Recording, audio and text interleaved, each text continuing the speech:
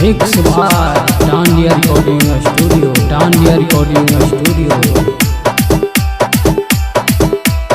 गलत बात आगे ले कल जुग देखा हो भैया, कोई सन समैया हो। आगे ले कल जुग देखा हो भैया, कोई सन समैया हो। मौसी से शादी रचल कई बेटवा, ओकरे बनल कई कन्हैया हो। मौसी से शादी रचल कई बेटा, ओकरे बनल कई कन्हैया हो। गलत बात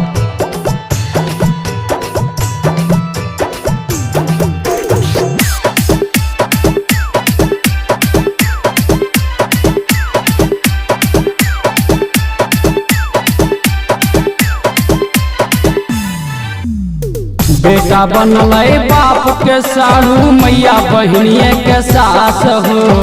बेटा बनल बाप के साढ़ू, मैया बहनिए के सास हो। गलत बात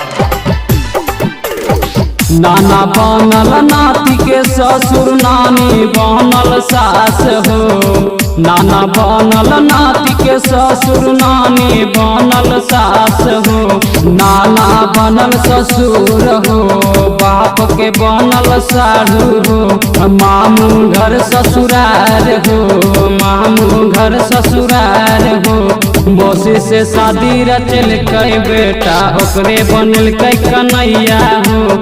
मौसी से शादी रचल कई बेटवा, ओकरे बनल कई कन्हैया हो। गलत बात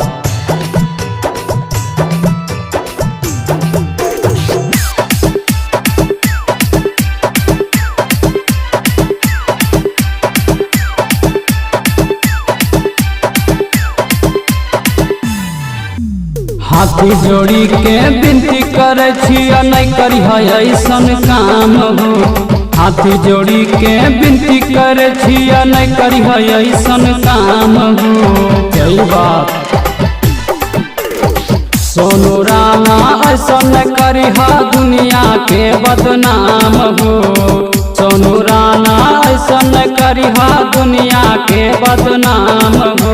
माई बाप के इज्जत बचैहा, करिहा न ऐसन काम हो।